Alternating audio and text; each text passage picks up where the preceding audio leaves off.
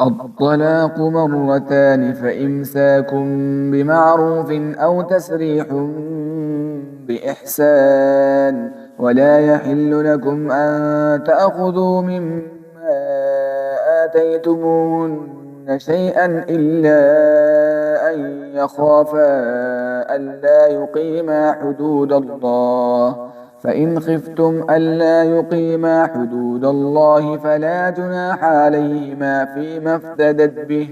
تلك حدود الله فلا تعتدوها ومن يتعد حدود الله فأولئك هم الظالمون.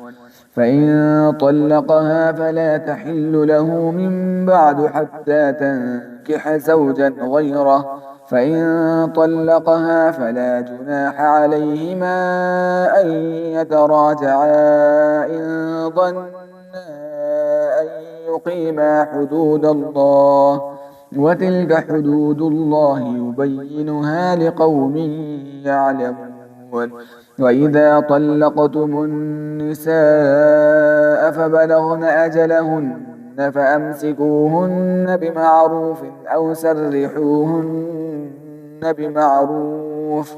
ولا تمسكوهن ضرارا لتعتدوا ومن يفعل ذلك فقد ظلم نفسه.